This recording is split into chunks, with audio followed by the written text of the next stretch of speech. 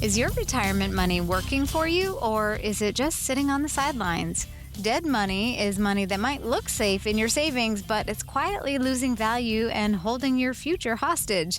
Today on Jacksonville's Retirement Coach, Adam Wolf, who is president and certified financial planner at Wolf Retirement Navigation, is here to expose the hidden dangers of dead money and how to put every dollar back to work. If you're ready to revive your retirement savings, you can connect with Adam and his team at wolfretirement.com and get a personalized strategy just for you. Let's dive in and make sure that your money is coming to life. Adam, how are you? I'm doing great. Topic of dead money. I have to say, it was a term I had not heard. I happened to see it scrolling on a financial website, but it's an interesting concept. It's this idea of money that we think is safe because we've got it, tucked away somewhere, but it's actually losing value over time. Elaborate on it for me. Yeah, dead money, it's one of those terms that sort of shocks you to start thinking about. And I'll preface it by saying I'm a big fan, especially as we're transitioning into retirement and then also in retirement, of having savings and having money at the bank, that you can get to pretty easily. That's going to be a comfort level of you being able to sleep well at night. Because there's a portion of, hey, we need to have this rainy day fund. And why do we need a rainy day fund? Because, we have expenses that come up in case we can't pay for things, or, emergencies that come up, or we got a new hot water heater, or the car broke down. We need to do some repairs. So there's a number in everybody's mind of what to get to. And so you want to get to your number. Sometimes it might be 25,000. Sometimes it might be 100,000, might be 200. It just depends on your situation. And I really call it what's the lowest amount of money you can have in the bank to where you don't fall asleep nervously and have heart palpitations. Like it starts sweating, that's the number.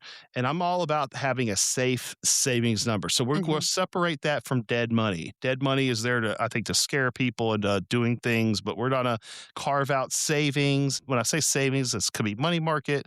It could be checking. It could be CDs. It could be the cash in your safe in the bank that you only told me about and nobody else, that kind of thing.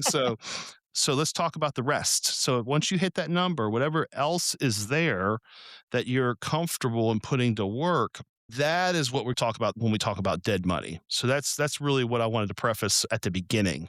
I think that's a great clarification. And real quick, just before we dive into the dead money factor, what are the 3 questions, or 2 questions that somebody needs to ask to know what that magic number is that they should have liquid? So you're saying we need that emergency fund liquid amount. How do we come up with that number for ourselves? Number 1 is, what's the number if it goes below? I'm going to start having heart palpitations. I'm going to start That's having your threshold. It is true, because part of retirement is being comfortable enough to enjoy and spend your money because of the fear of running out. So you want to have that safe number. Okay, that's number 1. Number 2 is, while you're working, it's 3 to 12 months of your expenses, your monthly expenses.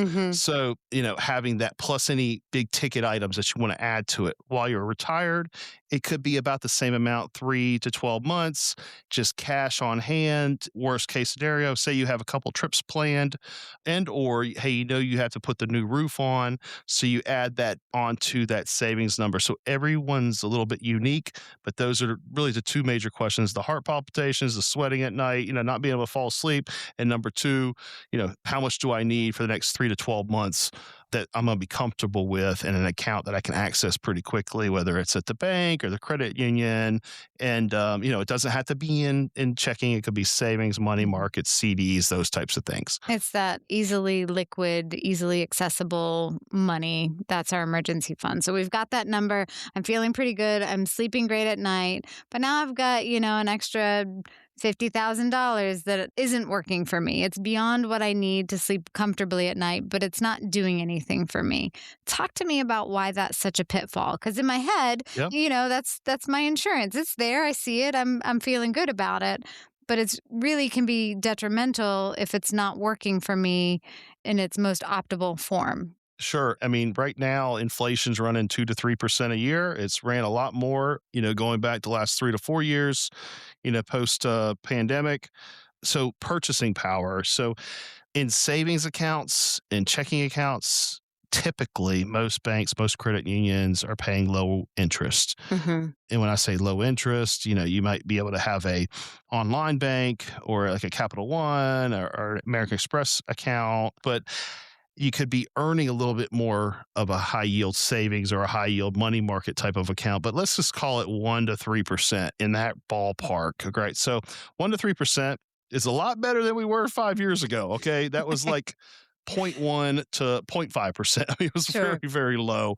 And now we're at pretty historic and decent interest rates that we're at least growing our accounts. But what happens is it can be eroded by inflation. And so if you're earning 1 to 3 and inflation's running 1 to 3 or 2 to 3, you're basically steady and Hmm. you're not growing. Now, what does that mean? That means that when we talk through it with clients, okay, that maybe 50 grand or 25 grand or whatever the number is, let's just use 50.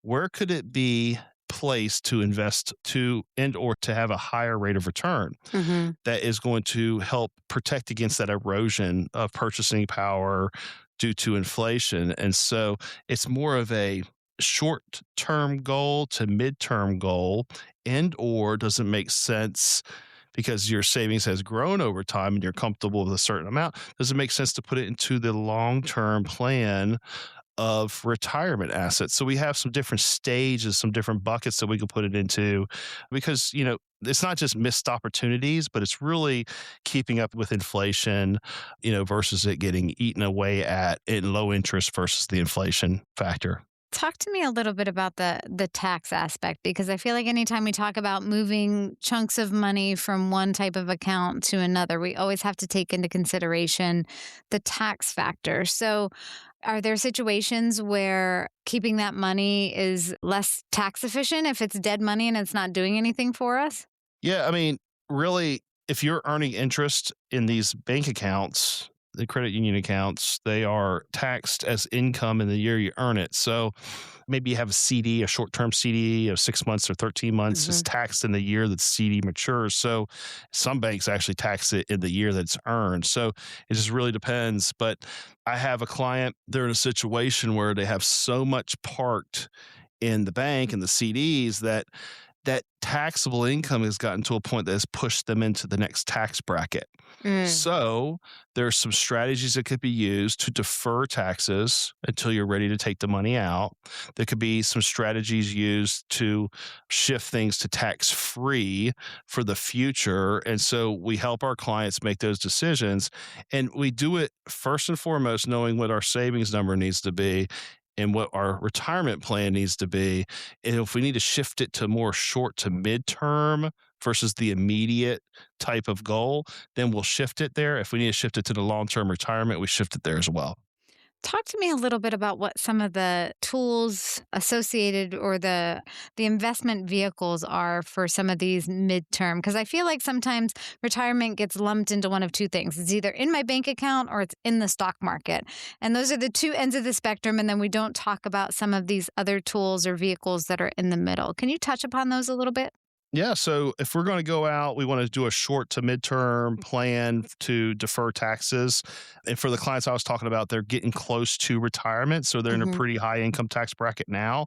So it doesn't make sense for them to have taxable interest this year, next year, and then he's retiring in 2028. So we want to defer that taxable income to 2028 and then beyond. Mhm. And based on what we use are 2 and 3 year, they're called multi-year guarantee annuities. They're fixed annuities. They're 100% principally protected. There's a guaranteed interest rate for the term that we select.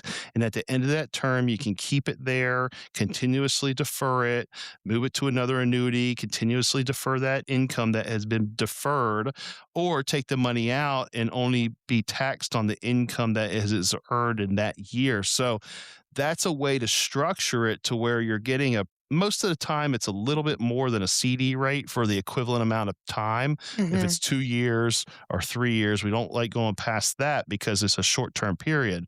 So that is what we use for deferral of income to make it more tax efficient if you're in a higher income earning year and then in the future will be in a lower income earning year. So we can use that. We can also put stuff into more of mid to long term plans that gives you access to the funds, but it's an insurance based solution that can offer, we have a couple of them out there that can offer long term care benefits for long term tax free use to hedge the bets of long term care costs, which seem to get higher and higher every year.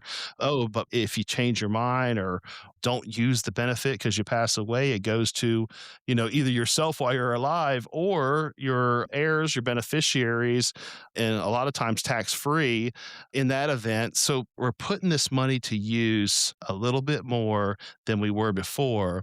Another solution that we do is hey, we have this cash that we don't need, quote unquote dead money.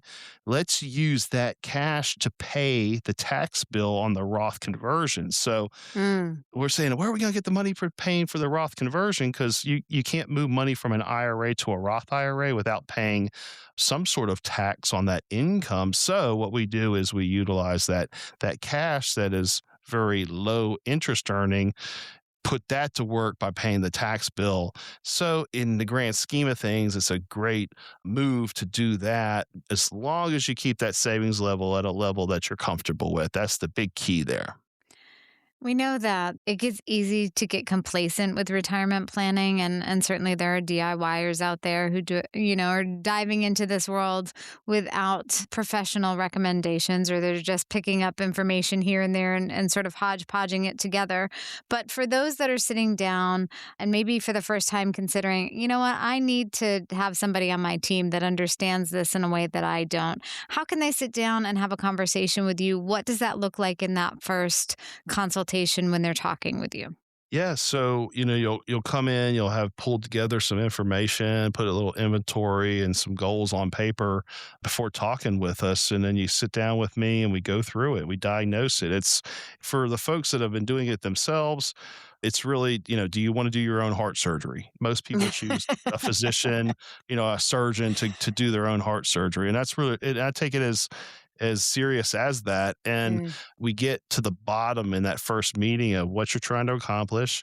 What are your overall goals? Not just with investments, because I see it too many times where, hey, I met with my 401k rep and they're just focused on the investments, or I'm not picking on anybody because Mhm. I really do like Fidelity and the custodians. But hey, I met with somebody at Schwab or Fidelity and hey, they just focused on the investments only. And they said, you need to go talk to a CPA or a tax advisor for your tax advice. So, what we do is we're diagnosing the major risks of retirement. Mm. One being the risk of running out of money. So, you need an income plan for that.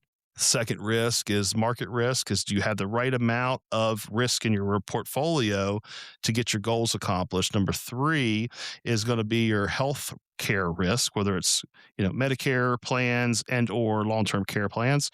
Also, the tax risk. That's a Mm. huge expense for most people in retirement, and it can only go up the way our government is spending our hard-earned money and borrowing against our future. So, and then the fifth risk is the estate planning risk. So, taking into account all five of those risks is what we go through in that first meeting, diagnose it, and then we put together a plan in between that first and second meeting. And so when you come in, we go over that plan, we get the questions answered, and that's really what the process is with us to go through, and get you on track for retirement. I want to end it with this question. What's a red flag that listeners need to know if they have dead money in their portfolio, that money isn't working for them in the way that it should? What are some red flags that they should be looking for? I mean, the biggest red flag that I see is, hey, I have all this money in my account and it's not earning enough interest. That's the first red flag. And it's not just about earning interest. It's not just about making money. It's being comfortable with a dollar amount for emergencies because it's a scarcity mindset. And Mm. retirement's not supposed to be about scarcity. It's supposed to be about abundance Mm. because you didn't work all these decades to get to this point to then be scared to spend your money. So within that bank account, if you're earning some interest, that's great.